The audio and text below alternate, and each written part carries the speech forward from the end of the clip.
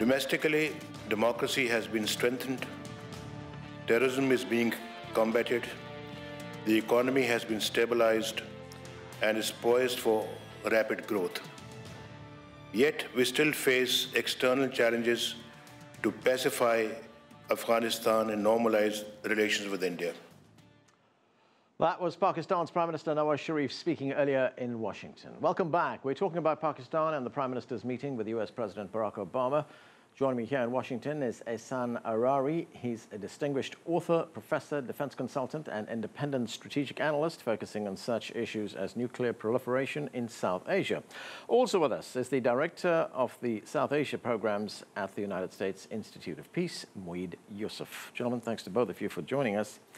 Dr. Ahrari, let me start with you. We just heard Nawaz Sharif there paint a very positive picture of what is going on in Pakistan right now. Democracy strengthened, terrorism combated, the economy stabilized, conceding that there are problems in neighboring countries, in Afghanistan and in India. Is that a fair assessment?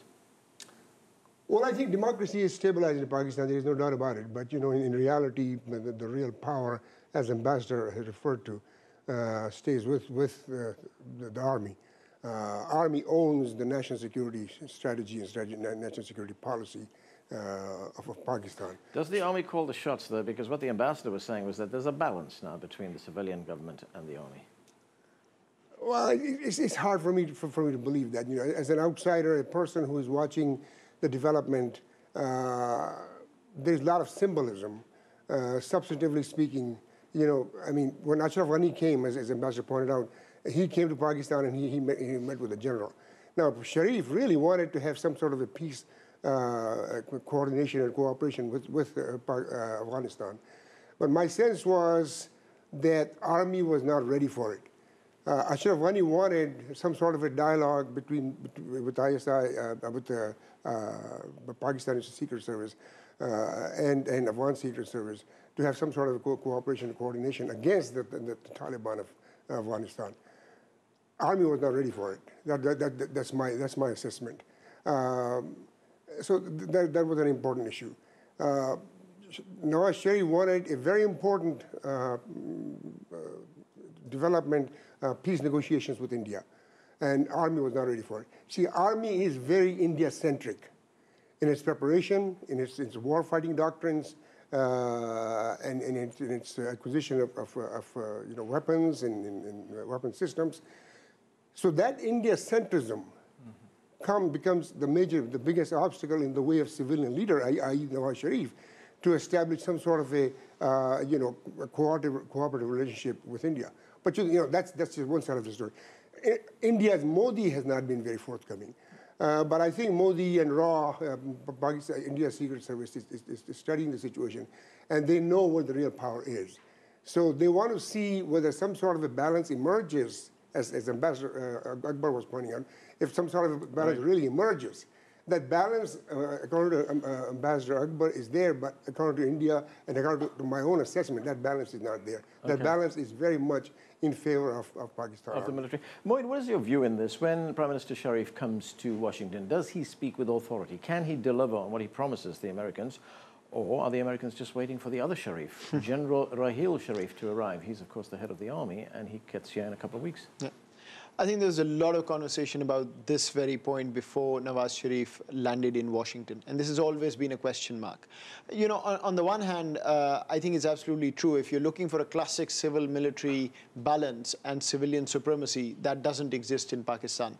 I think the army has gotten more space back in the last 2 or 3 years than before. Now, the other part of this, though, is that Pakistan has never been a classic civil-military balance. And so there are certain norms and informal rules that both the civilians and the military understand on where red lines are. And, you know, they change over time. Sometimes the military gets more of the space. Sometimes the civilians take back some of the space.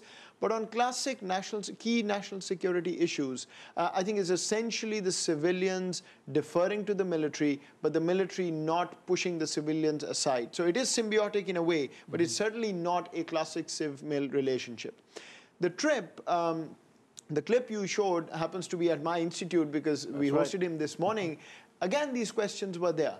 But quite frankly, I think his meetings have gone better than most expected before the trip.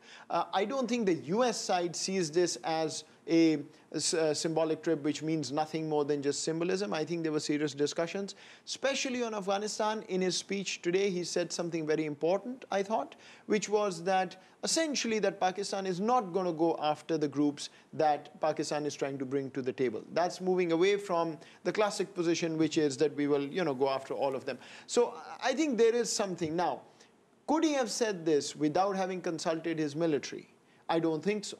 I think he definitely did, and it definitely is coming from them partly. But I don't see a problem with that, given that you can't get to a classic civil balance in Pakistan anytime soon, till the security situation in the region changes. Okay. So, it's unique, but at the end of the day, they somehow know where their red lines are. Dr. Ahrari, another big issue for the United States, Pakistan's nuclear arsenal. We heard Ambassador Ahmed there say that, look, it probably came up in discussion, but the Pakistani view, the Pakistani stand on this is that it's a non-negotiable.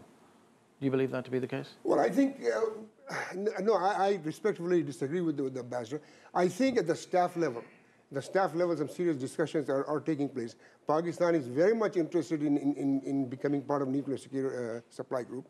And the United States is interested in having a discussion. But you see the modalities, the devil is in details. The modalities of that have to be negotiated over a long period of time that cannot be discussed within a matter of 2 or 3 days at the highest possible level. So Pakistan is very much interested. Pakistan very much would like to see United States give Pakistan a seat in the NSG nations.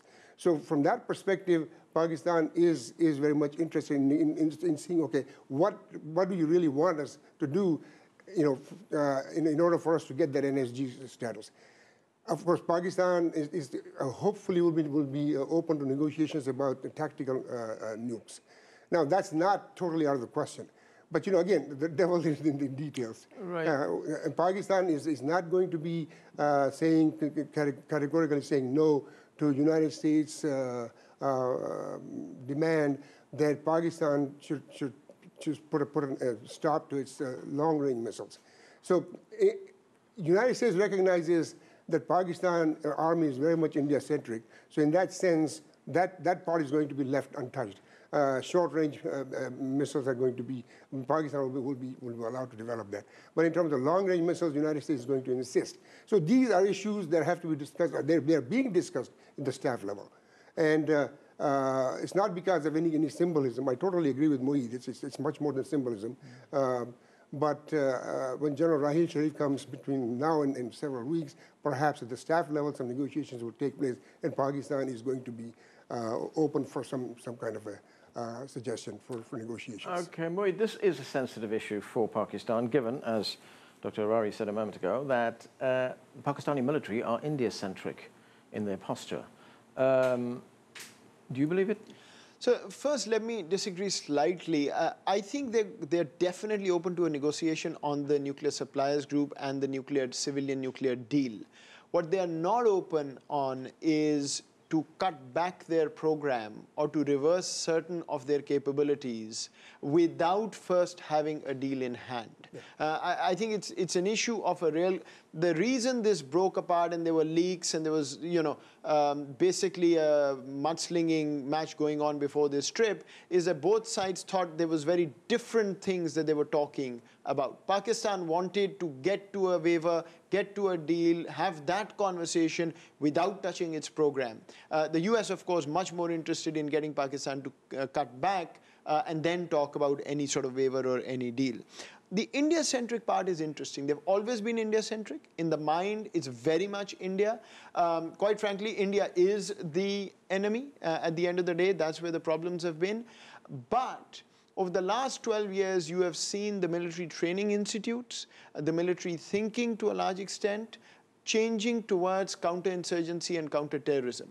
So there are almost no Pakistani 1-star and 2-star generals who have not actually fought in the Northwest fighting against the Taliban, Al-Qaeda, etc. This is a big change from the generation before them, right, who had not seen war since 1971. So I think that has changed the paradigm, but that does not mean that India has disappeared. Okay. And that means that another thing has been added as the most urgent priority, which is the internal terrorism. Okay, Dr. Ahrari, I want to get to another thing that the ambassador mentioned. That was the relationship between Pakistan and China. I mean, he made the point there that is a growing relationship. It's getting a lot closer, that the United States could, as he put it, lose Pakistan to China. There is that possibility. Pakistan and China's relationship, you know, all-weather friendship is a very important one. The strategic relationship that ties that were signed when President Xi visited Pakistan, $46 billion economic corridor. That's an extremely important development. Pakistan is very much interested in becoming part of the China's strategic thinking. See, here's the problem. Here's the problem from our perspective, from the U.S. perspective. China would very much like to use Pakistan as one of its cards. And Pakistan is very much interested in playing the game, not necessarily become China's pawn, but playing the game, because it doesn't have many cards on its side. Especially against India. So from that point of view, yes, there's a lot of possibility that Pakistan will be on China's side much more heavily. Then there is the Pakistan-Russia development. Pakistan-Russia development, and Russia is negotiating with Pakistan and selling it some heavy, sophisticated Sukhoi airplanes. Now, if that happens, India will be very upset. But you see, so things are not that bad for Pakistan. From Pakistan perspective, I've always been of the view that Pakistan has a very important role to play. Right. If it could develop a strategy, if it could develop some sort of a civil-military relationship that Moeed talked about, that I totally agree with him. That a classic civil-military relationship, if it were to develop, if some sort of civilian supremacy has to be established, then Pakistan will have a better role to play vis-a-vis the West, especially vis-a-vis the United States. Moeed, very quickly, we've got a few seconds left. In an interview with our news department earlier on, you said that, you were asked why the Prime Minister was invited to the White House when there's a difficult relationship between the United States and Pakistan, and you said, like in some marriages, divorce is too costly. What did you mean by that? Well, it is. Look, I mean, these two countries have tried to build a strategic partnership for 14 years, and much before that for 50 years. Yeah. Every time they go, after a point, they hit a roadblock. Every time they pull back, they're told, no, childcare is too expensive, don't try this. So it's a marriage which will remain, a marriage that won't be too happy, a marriage every time they try to break apart, they will come back.